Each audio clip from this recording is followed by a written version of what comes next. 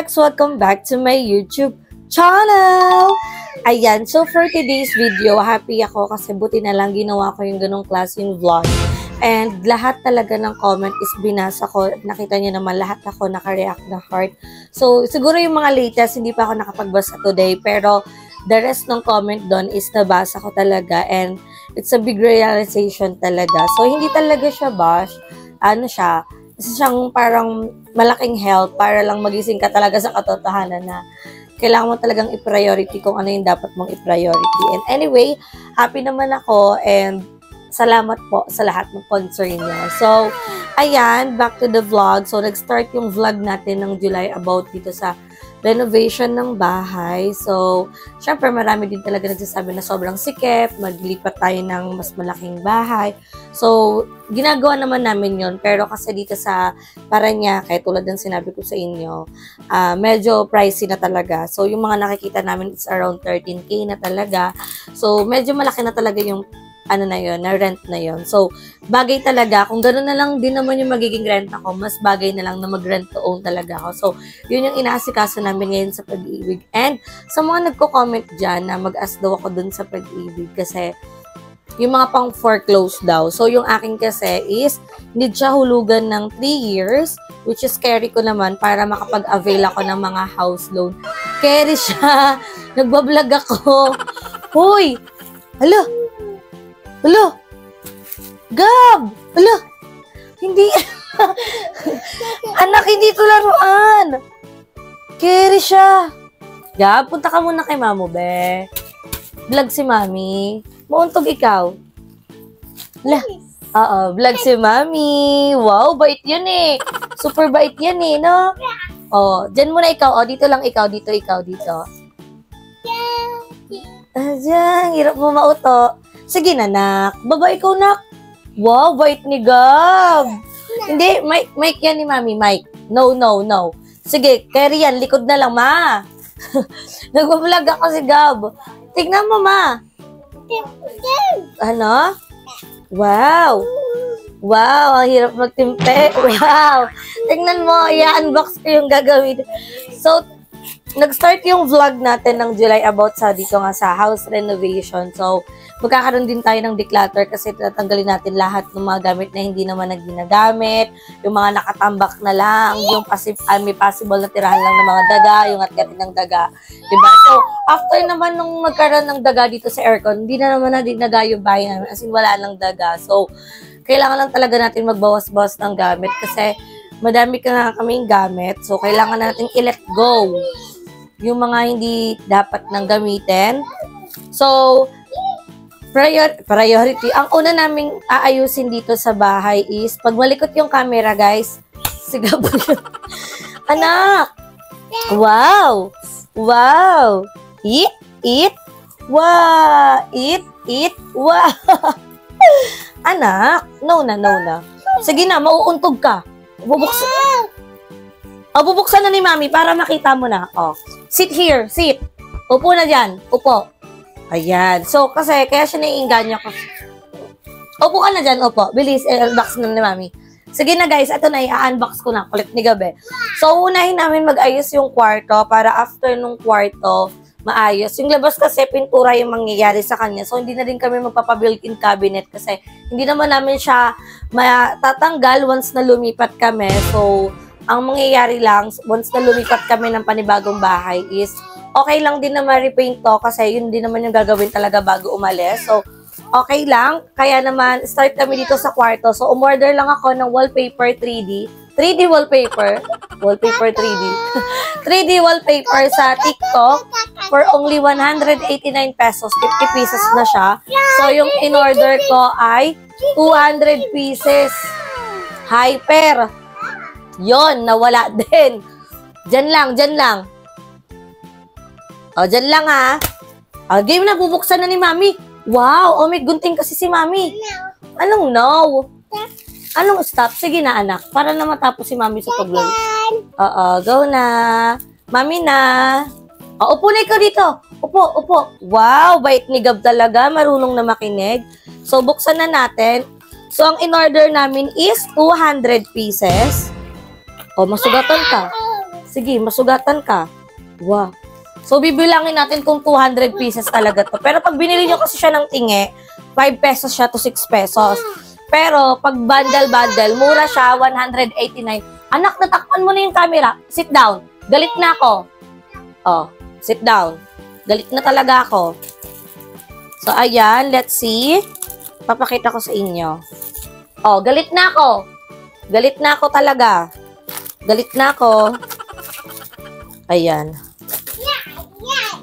So, parang di na din to kasi parang naghahanda na din tayo sa pag-alis natin ng bahay. At least kasi, tumira kami dito ng maayos talaga. Ay, galit na si Mami. Upo. Di ka talaga makarunong makinig, ah. So, ito ay 200 pieces. 200 pieces na kaya to? Parang ang liit niya. Ang nipis niya for 200 pieces. So, let's see. Hindi ko pa naman to in-order receive para ma-check. Kasi syempre, lahat to binayaran natin. Kaya kailangan natin i-check. So, again, 189 pesos ito.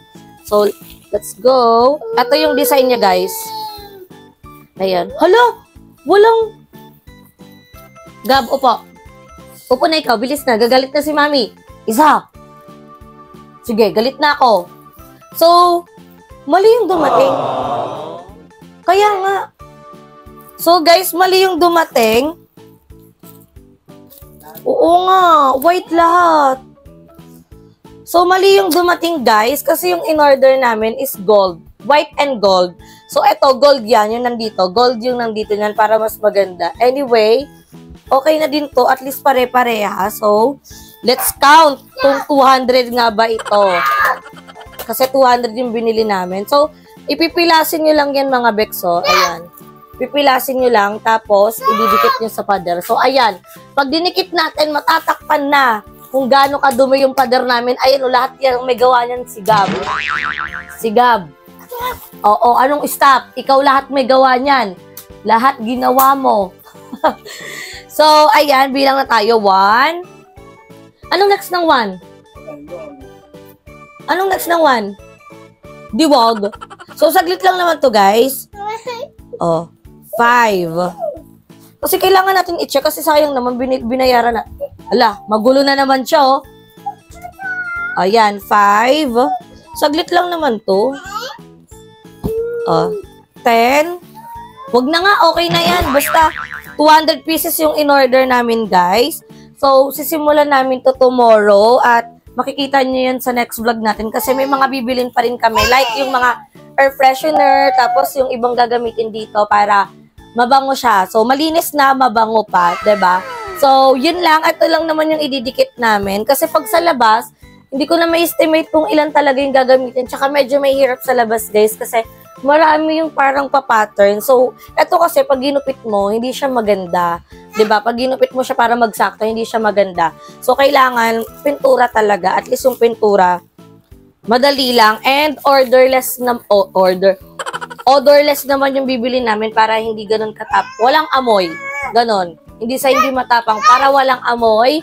Tapos, titignan din namin kasi may nag-comment sa vlog ko na parang about sa boysen yan eh. Nakakaano daw yan. Para pag sinulatan na bubura. So, titignan natin yan sa Ace Hardware. And, ayun lang. So, in-unbox lang natin to para makita nyo na yung magiging design ng ating room. So, plain na plain, maliwanag, tsaka malinis, maaliwala siya tignan kasi color white siya. So, hindi na ako magre-reklamo pag nasulatan ni Gab. Kasi pag nasulatan ni Gab, pwede naman natin tanggalin tapos palitan kagad. Kasi for sure, dito sa 200 pieces na to is meron talagang matitira. So, ayun lang. And samahan nyo kung bumili kami ngayon sa tindahan kasi meron kami nakikita ngayong sikat na pagkain sa TikTok. So, ang nagpasikat nun is si Fukirat. So, nagawa na siya nila Mama Jai ng mga ibang content creator sa TikTok. So, para siyang nori ba yun? Or parang sushi, ganon. So, ganon yung gagawin namin. And ipapakita ko sa inyo kung ano yung mga ingredients na gagamitin at bibilhin. So, tara, samahan niyo muna kami bumili habang nanggugulo si Gab. Ayan, hindi talaga kami nagpatinag. Binilang talaga namin siya. So, sakto naman, 200 pieces. Kaya lang, gold kasi talaga yung in-order namin. Pero, syempre, hassle pa kung ibabalik pa namin. So, okay na rin diyan na color white. So, wag na natin ibalik. At least, kompleto. Iba man yung dumating na kulay, at least, kompleto. Yun naman yung mahalaga. And ina-expect ko, kala ko, yung laki niya is katulad lang nung normal size ng tiles. Kaya 200 pieces yung in-order namin. Pero, hindi pala. So, for sure, may sobra dito. It's either gagamitin ko siya dito na lang sa pinto. Basta, magiging okay to kasi magkakaroon naman tayo ng house tour. So, tara, pumunta na tayo sa tindahan. So, ayan guys, nag-draw tayo and maghahanap na tayo ng mayonnaise. So, ayun, that yung plain lang. Wala silang plain lang. Real mayonnaise. So, ito lang. Tapos, cheese whiz. Ayan. Cheese whiz. Ano pa ba yun? Century tuna. So, onti lang kasi kami, kaya maliliit lang yung pinagkukuha. Ito. Ano pa ba? Tapos, nori. Yun. Kailangan natin ng seaweed. So, meron naman na dito. So, that's it. Ito lang yung kailangan natin. So, guys, ayan. Nakabili na kami. So, bumili kami ng dalawang seaweed. So, yung isa tag 55, yung isa tag 25. So, ito yung ihahalo natin kasi kailangan pa natin itong ihalo sa may kanin. So, ang next naman ay ito. Real mayonnaise. Kailangan natin yan. Tapos, meron din tayo ditong cheese whiz. Ayan. And, hindi, saktan. Kasi di naman natin ilalahat yung kanin. So, sobrang liit lang naman pinagbibili namin. So, kailangan tansyado lang talaga. And, century tuna na spicy kasi gusto namin ng anghang. Pero, choice nyo naman, pwede naman yung flakes and oil and bigas. Kasi wala kaming kanin, be. Tsaka, mas masarap to pag mainit yung kanin. So, mas better kung Japanese rice to. Pero dahil wala tayong Japanese rice, bumili lang kami ng malalaki yung butel ng kanin. So, kalahating kilo lang, pero hindi naman lahat namin iluluto yun. So, kukuha lang talaga kami ng saktong-sakto. So, may binibili lang kaming iba. And after nun, pagka-uwi is isasaing na namin to agad. And, pag nagsaing, dun tayo magpo-proceed ng kung paano natin siyang gagawin. Although, madali lang naman kasi pag-halu-haluin lang din naman natin. So, ay, malagkit. Ano to, mango stick. So, ang nagastos natin dito is 176 pesos. So, may unlimited nori ka na. Nori ata yung tawag kasi parang nori yung naririnig ko sa TikTok. Anyway, pauwi na kami. May binibili lang kami and magkita-kita tayo sa bahay. So, ayan mga Bex, tapos na natin isaing yung ating bigas. So, ganito yung konti lang yung kanin yung nilagay natin. Kasi syempre, konti lang yung mayonnaise pati cheese whiz natin. So, kung gusto natin madaming magawa, dapat more on malaki yung ginawa natin. So, dahil nga itatry pa lang namin to, di ko pa alam kung anong lasa, pero so far, nakikita kong review is sobrang sarap nga daw. Sabi niya, super sarap daw. So, una natin gagawin is itong century tuna is bubuksan. Ayan. Pagkabukas natin, tatanggalin natin yung sabaw. Hindi kasi kasama yung sabaw. Kailangan yung mismong laman lang niya yung maaano natin. Ayan, wait lang. So, hindi natin natapon yung sabaw ng century kasi sayang yan. Pwede yan ipang ulam pa. Sa'yo na lang. O, lagyan ko konting laman kasi ulamin daw ng kuya ko. Ayan. So, di ba ang dami pang ang dami pang sabaw. So, sayang siya pag tinapon. Ayan. So, dahil nga tinanggalan natin yung sabaw, lalagay na natin lahat ng century dito at madurog natin siya. Ayan. Unti lang pala yung laman ng isang lata. Pero okay lang yan kasi itatry pa lang naman natin. So, next time, pag nasarapan tayo, dadamihan na. Ay, carry siya. Yan na naman siya. Gulo-gulo na naman siya. So, ayan, ito na yung magiging basurahan natin. Don't worry guys, kasi magpapalit na din naman kami ng anak. So, magpapalit na din naman kami ng sapen. So, dito ako naggawa kasi inaayos na dun sa may labas. So, ayan. Haluin lang natin para madulog yung century tuna. Ang bango ng amoy. After natin malagay yung century tuna, yan yung itsura niya guys. Ilalagay naman natin itong mayonnaise. Lagay natin yung mayo. O, diba, sobrang onti lang yung mayo, kaya dapat i-ano natin. Pero wag naman sobrang daming mayo kasi hindi ka magpupupo for today's video. Ayan, next ng mayo is itong cheese whiz. Tingnan natin kung anong lasa ng magagawa natin for today's video.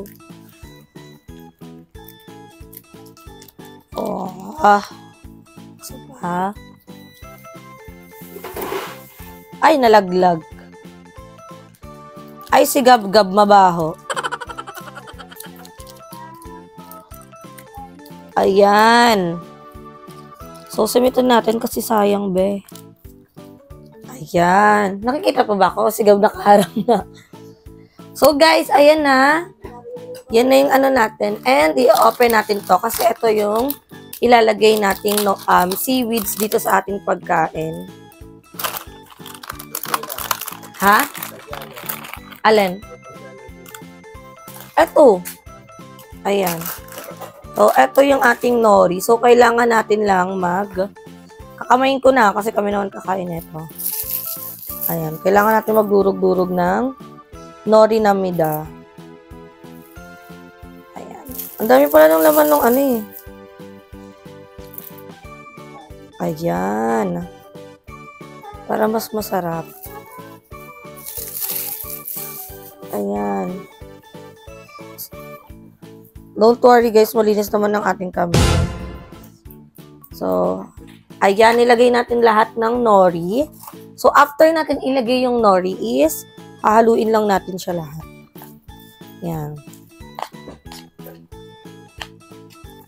Parang nawala yung nori nung hinalo na. Oh. Ay, nori, yung seaweeds nung hinalo na siya. Mapabot pa nga kayo isang kutsara, ma. Buti na lang konti lang yung kanin natin kasi saktong-sakto. Saktong-sakto lang yung ating cheese pati mayo. So, let's try. Let's try kung anong lasa nito.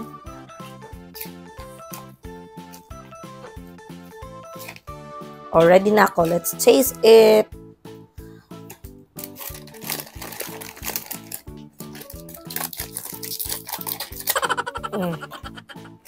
So, itong 55 na seaweeds, ganito kadami laman niya, oh.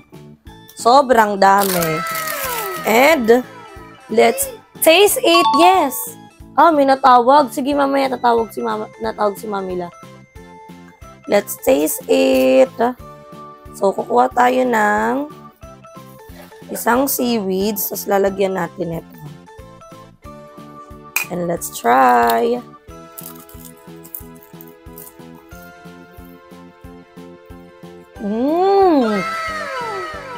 Ngam. Pero hindi na maanghang. Gab naman. No. So guys, kung gusto nyo na maanghang, bili na lang kayo ng chili powder kasi yung amin,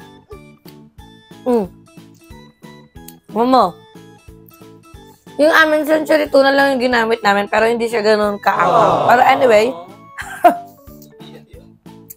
masarap naman siya. So, thank you so much po Kinat for this recipe kasi murang halaga na makakagawa ka na ng nori. And anyway, yun lang. Hanggang dito lang yung ating vlog kasi ang next vlog natin is yung pagkakabit na natin ng binili nating material. So, kakain muna kami and thank you so much for watching this video. Kaya magkita-kita tayo sa ating next vlog. Kaya naman, don't forget to like and share this video and mag-subscribe na kayo sa aking channel. Bebang Rikamata, sumabit sa bracket yung mga kanin. So, see you in my next video, guys. Bye! So, guys, ayan, baka mabasyadan naman tayo for today's video. Anyway, start na kami ng aming pag-aayos ng bahay. Ay, sila pag-bahay na. Di na renovation. Start na kami mag-aayos. Kaya tinapos ko na tong vlog na to kasi iba yung pag-vlog namin ng pagkakabit dito. And, magpapalit na din kami ng sapin. So, kaya dito na kami gumawa.